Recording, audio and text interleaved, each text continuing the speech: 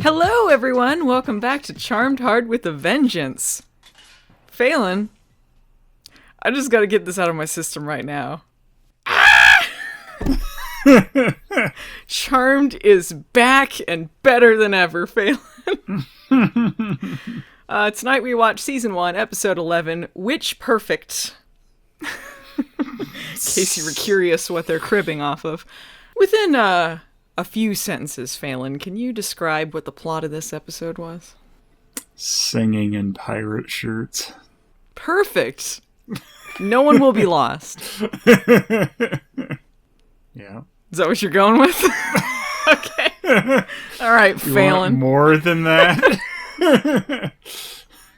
It was about evil sirens. Well, okay, an evil conductor who was the conductor of the original Sirens, the maestro, and he's come back to get his groove on and knock an audience dead with some high schooler or college girls, I guess.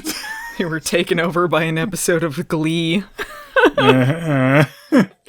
There are singing responses to people in this episode. From Little Miss Pirate Shirt herself. The plot was totally stupid.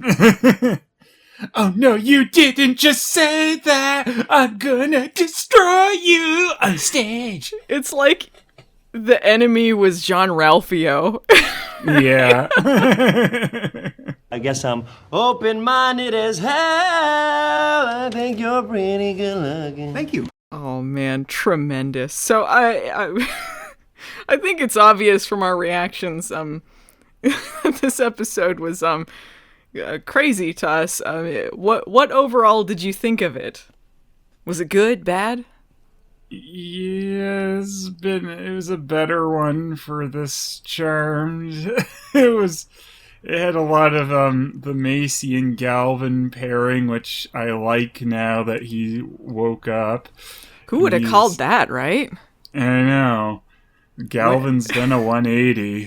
Now it's like, oh, Galvin's there. Now he's funny. I like Galvin. Now I'm living for Galvin. It's the Galvin show now, baby. Need more Cybodon with Galvatron.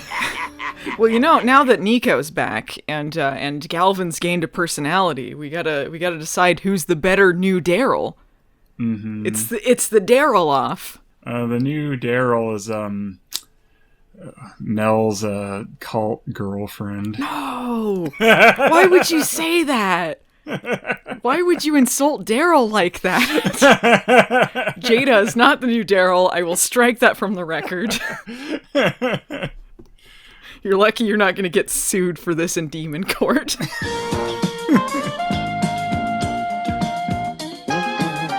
I did a poll, by the way. What should be the Galvin Macy couple portmanteau, and the winner was the new Daryl.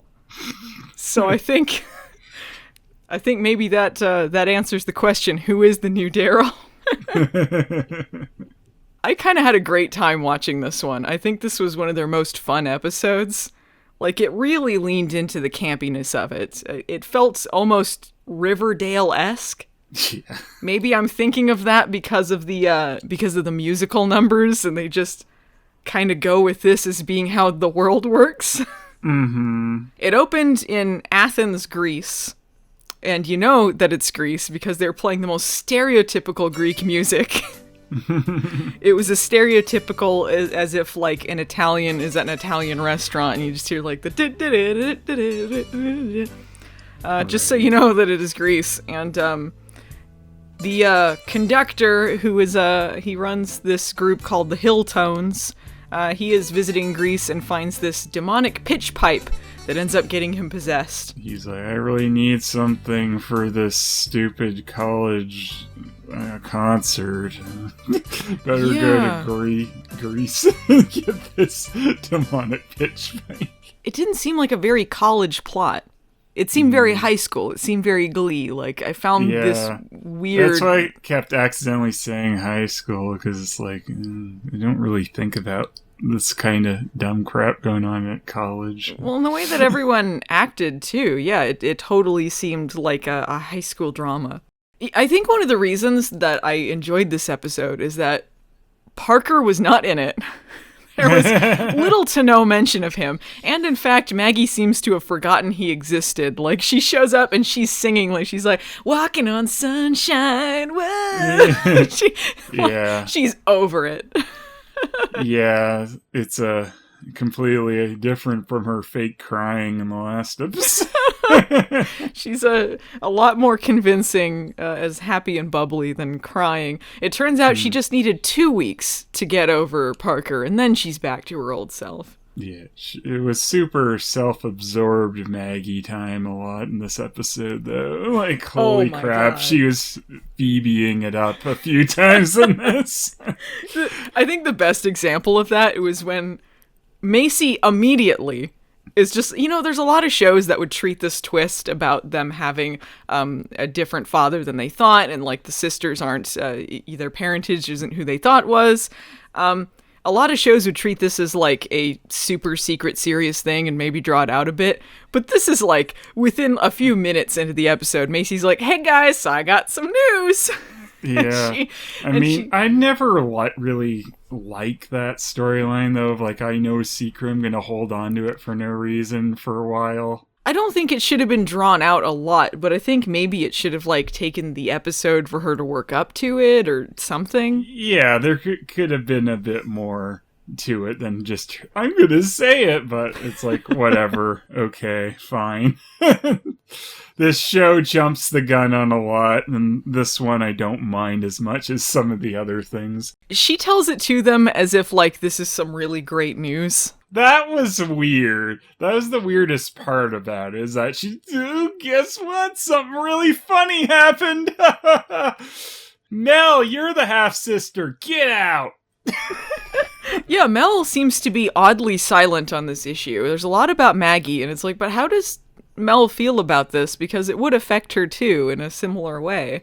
Well, she gets really grumpy with Macy about it first. Yeah, the way that they explain Macy's tone when she tells it to them, like, it made it make sense. They're like, stop trying to control our reactions. She's trying to, like, sway the situation into a way that she has control over it. And obviously it's not going that way because it wasn't a great way to to throw this news at them. And when she tells them, Maggie's reaction is, you told me this before my audition. You ruined my audition for the Hilltones. Yeah, I really didn't need this right now. So it's like, no, this should be the priority thing, not the stupid auditions for your little concert. I really didn't need this affecting my concert. Not either of them. This would be equal affecting to all of them. But she has no concern over anything about that. Like, just, this is about me. This is Maggie time. Yeah, exactly. It's just like, ugh.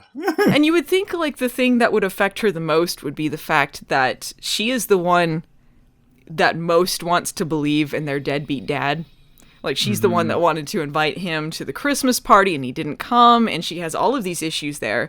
And even though that doesn't make him not her dad, the fact that he is not her birth father anymore, and all of this was built on a lie that her mother told them, that would be more affecting than this audition thing. And if they had gone into that more, like maybe she's just using the audition as a distraction and it really wasn't about that, it would be different, but they never really go into that. Mm-hmm. Once we get to this audition plot, it's full of all of these catty theater stereotypes. The first scene that we get with them, there's a girl auditioning, and it's followed by a flat next, like you would see in High School Musical or something. And Maggie comes in and sings a sad rendition of I'm Walking on Sunshine. And there's a guy standing by the side of the stage where he's like, hey, you know that new sound that no one's ever been looking for? Well, listen to this!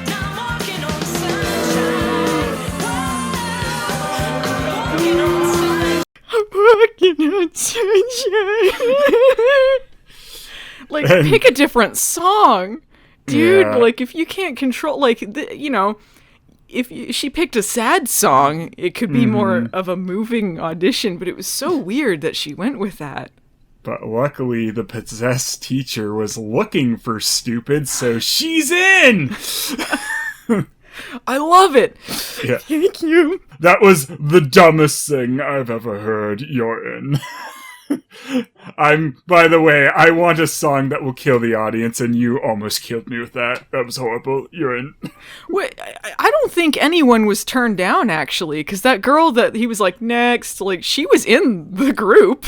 Yeah, it's true. So, how picky was he? I don't think it really mattered if it was someone who was sad, because he had his own arrangement and this tea that he gave them to, like, affect their voices, so it really shouldn't have mattered how she auditioned. Yeah. It was tea that affected their voices and also made them immune to killing themselves with the song, I guess. I guess. Yeah. Because they use it on Galvatron later. And he's, I'm alive! It seems like it also doesn't affect witches as well. It just seems to be humans. Yeah, they have a line to explain it because everyone else is like dying and they're fine. They're like, we're immune because we're witches, I guess.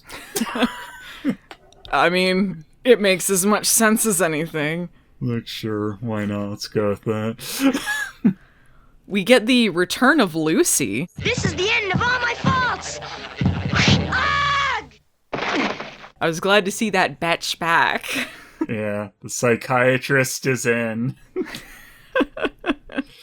Yeah, and Maggie does go and give her 5 cents so she can dump her problems on Lucy. Yeah, she goes to her about her problems, and it's so sad because it's like Lucy really is her closest friend who isn't one of her sisters. Why, she doesn't even go to Harry about this. It's weird that they're that close, like, already at this point.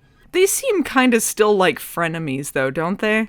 I guess. Like, I don't think Lucy's particularly loyal. No, but Lucy seemed very...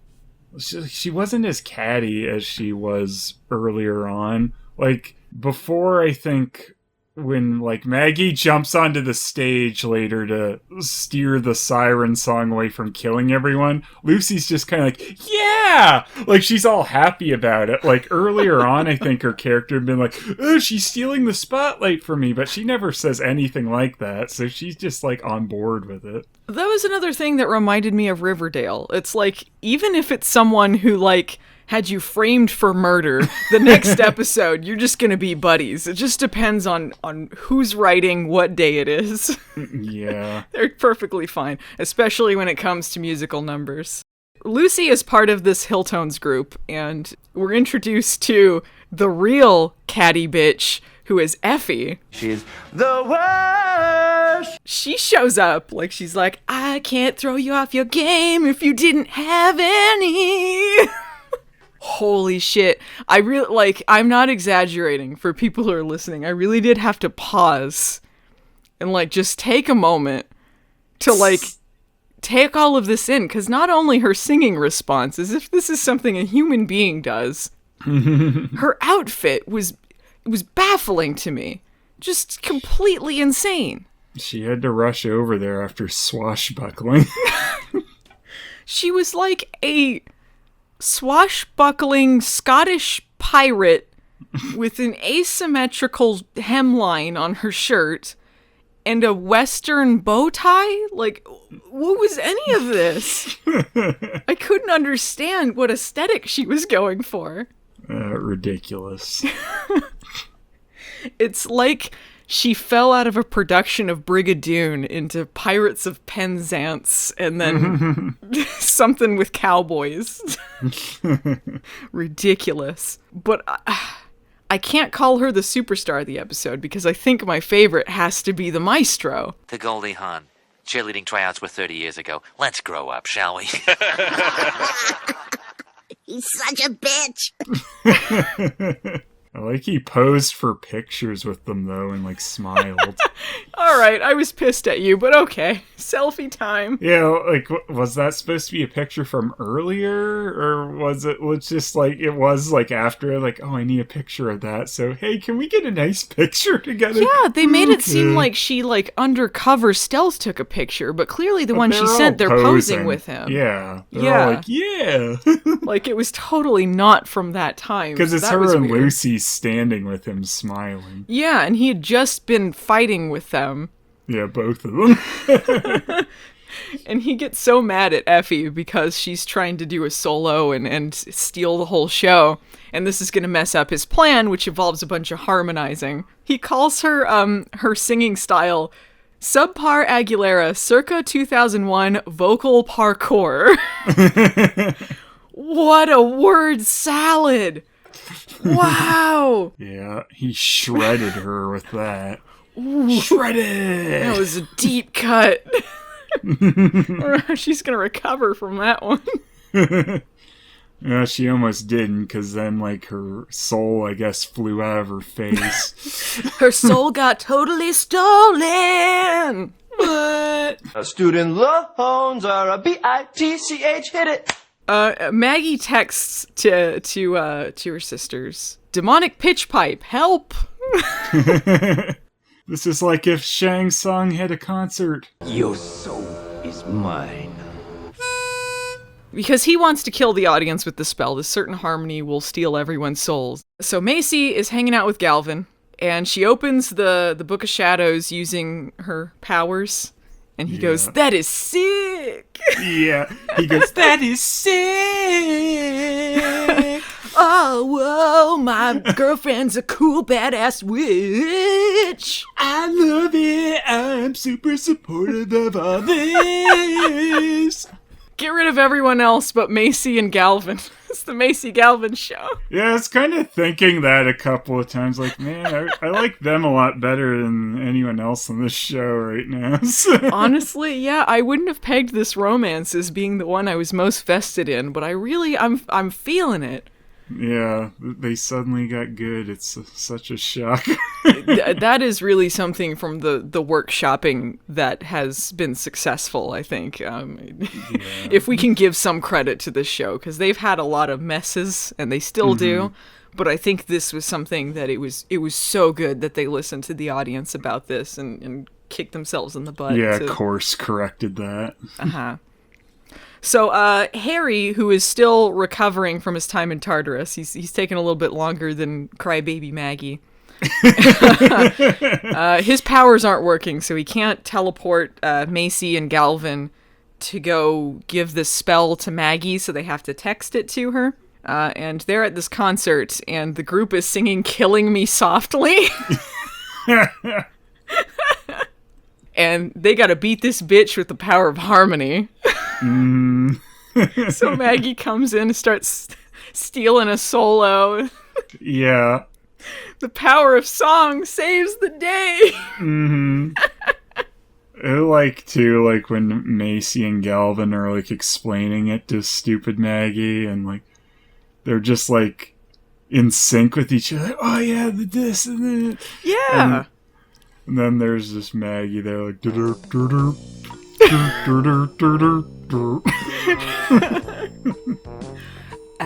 what?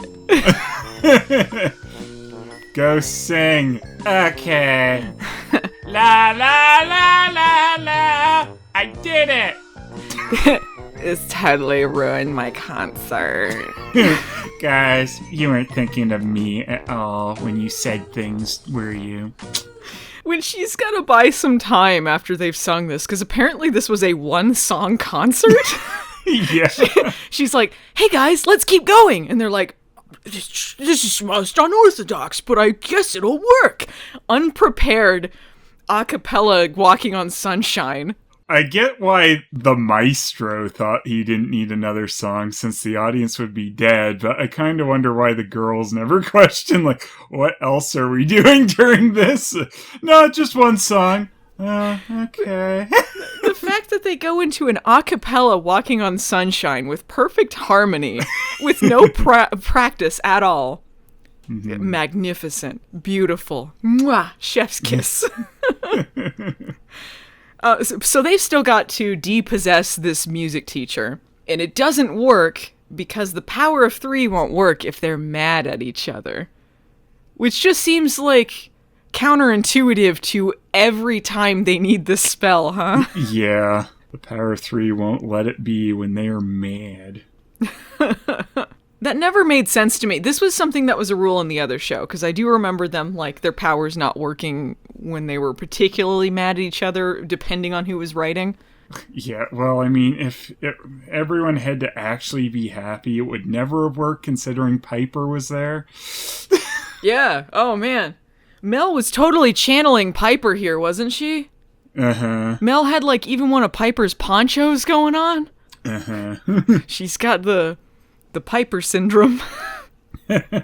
She got the pipes. She got the Piper! Yeah! That's like Galvin at the end when he got, the flute. You got the touch. Dun, dun, dun. Hey, did I just bust my first demon? Yeah! Yo, did I just vanquish my first... He says yo now. He's a yo kind of guy. Yo! Before he was barely a hey, and now he's a Yeah. yo! Yeah. What's up? Yoda Man! Yoda Man! Yes! Use the Force, Galvin! Why did you just go into Yoda? Because Yoda Man. Oh, I see. I see what you did there, Faye. Galvin is the man. The fact that they trust him enough. He is only like a couple episodes into knowing that they're witches at all, and they toss him that pitch pipe, and they're like, Galvin, save the day! He's like, Yeah. all right. Yeah. After they give him some healing tea. I like, too, like, he's there dying on the floor, and they dump the tea in his mouth. Like, I guess he swallows it and everything, even though, like, you assume he's not doing much if he's there dying, but it's just like, well, I'm fine. He plays that pitch pipe and releases everyone's souls, and then they continue listening to the concert and applaud as if nothing happened. Yeah. Hey, were we all dying there? I thought I saw your soul flying out of your body. What a great concert. Yeah. It was a gas leak. Isn't that right, Principal Snyder? Yeah, it was gangs on PCP. Oh, okay. What happened with Galvin and the whole, like, his grandmother knew, like, a bunch of hoodoo spells or whatever? Like, is he gonna go into that more, or he's just cool with helping out however he can? Man, he's great. I love he's just down for everything, and like immediately they're so like accepting, and they're like, yeah, all right, Galvin's helping out, and we should make sure he doesn't get his mind wiped, even though I think Harry wants to wipe his mind. Yeah, Harry mentions I think a couple of times, he's like, yeah, I could wipe his mind. Like, nah, it's cool. He's like, are you guys sure? And yeah, he's good. Yo, Harry, I don't need my mind wiped. I'm cool. Wow, he really is cool. I can't wipe his mind now. Oh shit, it's Parker. He's standing outside and they're like closing the blinds, like, don't let him know we're inside. I'm gonna wipe Parker's mind. Hey, Maggie. Did you get the notes? Can Harry wipe anyone's mind? Like, what if he just went up to Alistair and wiped his mind of everything? And he's just like, I don't know who I am anymore. It'd be great if he could. I don't think he can do much of anything right now. Yeah, I mean when he's normal, though, like, was that an option? He just wipes someone's mind. Just like, I think probably he's not what supposed am I to be able to fighting affect for? demons. Yeah, it would be hilarious if he could do that. Really, you wouldn't have to do anything if you just wipe their minds. Yeah. I hope they kill off Parker. Fingers crossed. Yeah. It's like a missile gets shot up his butt. Alas, Parker, I knew him, Mel. Before we get too far from the Macy Galvin thing, I do want to talk about the scene where Macy is stress juicing. And she says the truth is out there. She's gonna find out the truth about her parents and why they lied about Maggie. having a different father. Macy and Galvin, FBI. Yeah, like, they have their own adventures going on. So much more interesting than anything else that's happening with the other two. And she decides to just cast a random, like, find the truth spell. Which, if you could do that, I guess you could solve anything. So all these books start, like, flying everywhere, and Galvin's all ducking, like, oh, I guess this is a thing that happens. Yeah. And she finds a bunch of letters from her dad to her mom that reveal that they were in love for decades. I don't know if they revealed that her dad was dead. They must have said it at some point, but I didn't realize until now that he was dead. I think it's the first line Macy said. She said, "Hi, I'm your sister. My dad's dead." Oh, okay. Yo, that is wild. He pops out of the bushes. Yeah, and then Galvin's there. He's like, "Yo, dad, yeah!" Your dad's so dead, his acting's wooden no matter what. Galvin, your material needs work. Galvin, don't play that. Here, look at Macy's father, and then he's wearing a stupid swashbuckling outfit. He's wearing the same outfit Effie was wearing. Yeah. Effie was her dad the whole time. We mentioned Effie came back to life. Who cares? She's the worst. Yeah. No, it's really important, because Effie's going to be a recurring plot line. They stole my solo, yeah! I thought that was funny. It's like that we were made sure to know that she was lifed back. She did look pretty dead until we were found out about the soul thing. Like, it didn't look like he killed her. Yeah, well, I thought she was dead. And it was just like, oh, but her soul can fly back into her body once they panpipe him. So Macy's dad also knew that their mom was a witch, and he knew about Maggie, and we find out from the letters that Maggie was conceived New Year's 2000.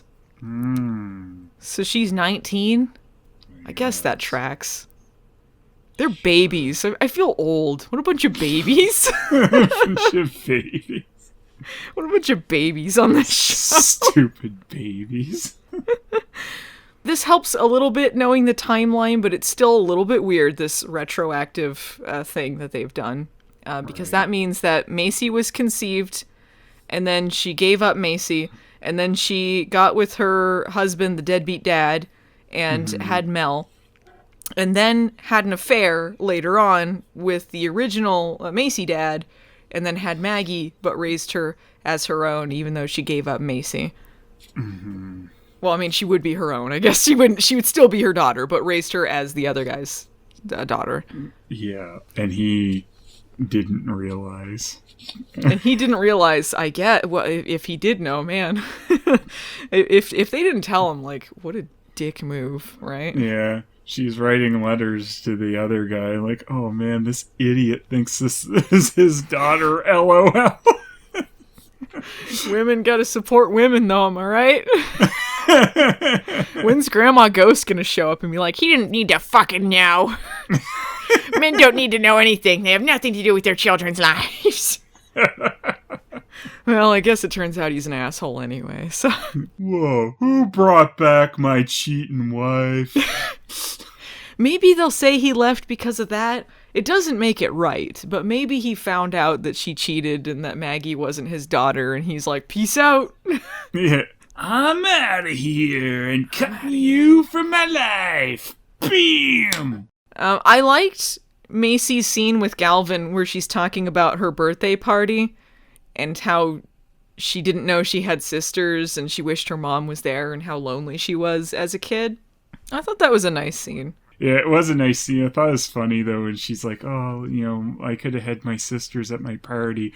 Imagine that. Like, she says that to Galvin. He's like, oh, I can't. Or she said, can you imagine that? He's like, no, I can't. I can't imagine any of it. Why would I? I wasn't there. Did he say that? No. Oh. It's just imagining that response, though, because it's like, he can't imagine the normal version of it. Why would he imagine it with them there? Yo, I don't have this kind of problem with my family. I just take their pictures to random parties and put their frame photos up. My grandma was really weird, though. She's always casting spells on me for future girlfriends.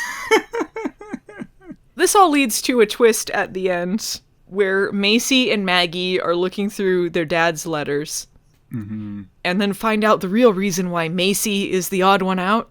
She's a zombie! Dun dun dun! Well, she can relate to Harry even more now, because technically he's dead too. Yeah. We can go have a nice talk about that.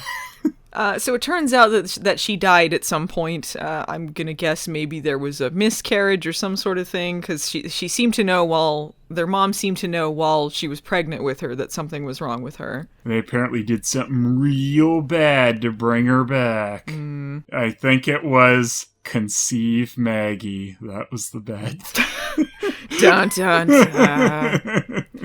So this is sort of a way to get around this whole, like, why is she the odd one out kind of thing. But also, when you have a story like this, in a story that involves characters that by their very nature are raised from the dead, white lighters are people who died, and old witches decided to bring them back and make them into this other entity. But Macy's a dark lighter. Dark lighter? Oh my god, is that how dark lighters are made? If they made her that would be interesting. I never thought about that. Genuinely, I hope that's what they go with. That's fun. That's a fun twist. So that, I think, is as smooth as they could make that story. Smooth as Galvin. Smooth. Yo, that is sick. So, I've heard from other people too, the other podcast about the Charm 2018, Charming, they had sort of the same thoughts as we did, involving this twist being because of the casting controversy. And in a way, I don't know how much this can fix it, because the reason that people were upset is because two of the lead actresses are not Latina, and whether you change their father or not, they're still supposed to be Latina. So making them both half black does make it a little more kosher, I guess, but I don't know how much it fixes it for people who were really offended by this or upset. We can't really speak to it because, like, we're not people of color, I think, but I guess it's something that I should note here. But when are they going to mention that Galvin is from Cyberdon? Cyberdon! We do have some story stuff still, because there's a million things as usual. Mel is largely uninvolved with a lot of what's going on. She's doing her own thing with the Sarkana plot, which I still do not care about. And she's also largely uninteresting. She really is. She really is not that interesting. Not as bad as the Parker stuff. Jada, I think, is acting more like a person, which is less annoying, but I still... Oh, man. Oh, man, she's not Daryl.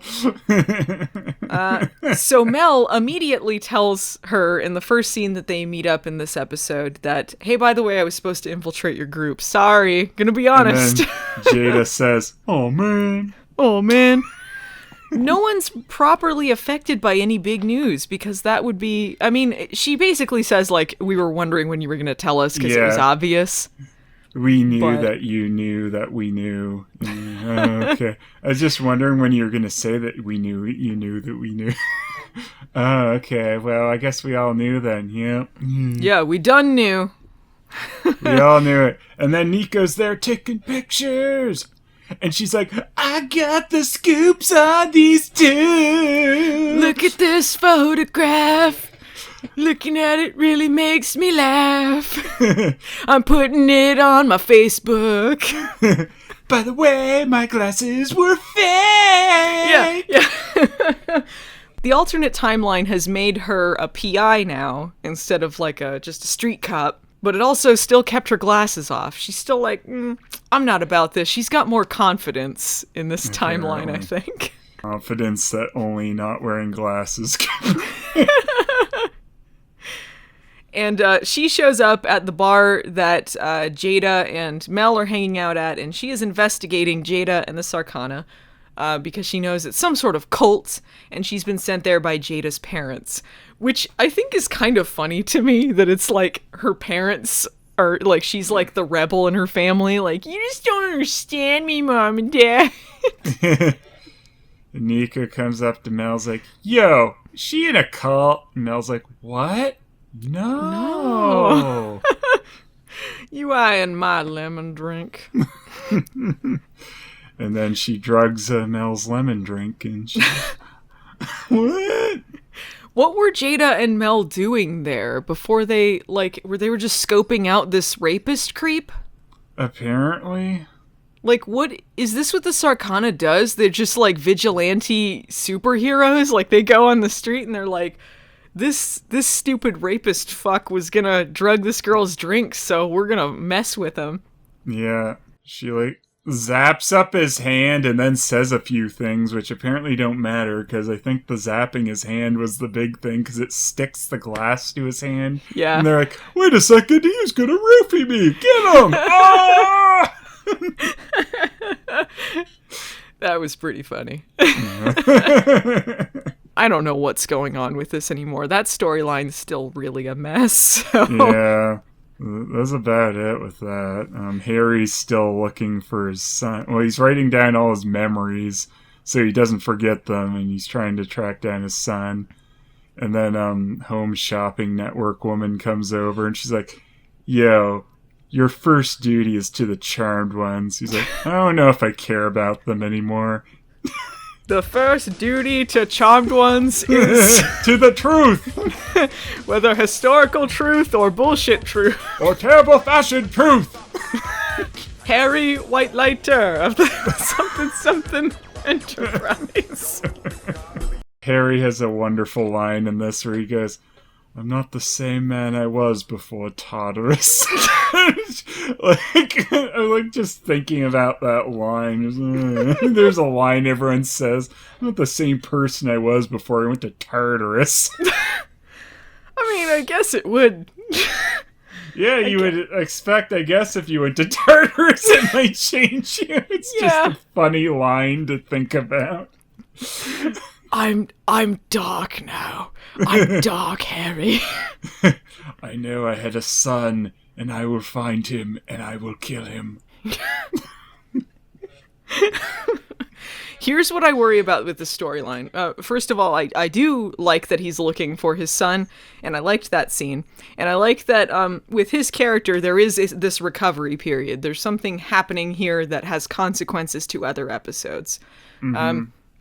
He doesn't trust himself to be their white lighter anymore, whether he thinks that he can't protect them or he's not as squeaky clean as he thought before, and he's questioning whether he should be here anymore. But with storylines like this, especially like immortal characters where they got grown-up adult children, there's this tendency with shows like this to make their child like chip on their shoulder assholes. And man, I really do not want any of that. No part of it. Hopefully that's not it. But this is pre-complaining, I think. It could be something else entirely. I'm interested to know what they do. Harry's son will be the charmed Connor.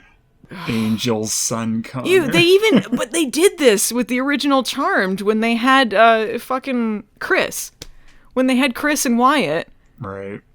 Chip on their shoulder, asshole future kids. And, like, this is, not time travel, but still, like, ugh, no thank you. Chris and Wyatt, the greatest duo ever. Hey, we were just sitting around playing Xbox, and then we're like, wait a second, Wyatt's evil again, and our powers aren't working. Let's go back in time. Like, what's going on? What if it turned out Galvin was his son? He looks good for his age. Yo, that is wild. Harry, I want to ask for Macy's permission to marry her. What? I want to ask for Macy's permission. Do I have the permission to marry myself? Absolutely not! You're grounded, young man! You've given up, haven't you? Phelan, it is time for the world's longest fashion segment. Holy shit, this episode was on point. You don't deserve to wear that uniform. I was living for this episode, Phelan. Every 5 seconds, I'm like, oh, new outfit, new outfit, new outfit. I have to write down everything. All right. Here is the list that I have. The Maestro's fabulous blue suit with the patterned lapels. Right. That was pretty good. Mm-hmm. There is a background member of the Hilltones that has a baffling half of a red hoodie. Oh, yeah, that was Hilly herself. Hilly in the Hilltones. What? That can't serve any good purpose. It's not gonna keep you warm. Do you think this looks good? I don't know. Bizarre. Bizarre. I don't know if that was just that extra's outfit or this was something that they fitted her with or whatever, but it was weird. No one wore that on their own. She might have came in with a full sweater and like, wait, get a pair of scissors.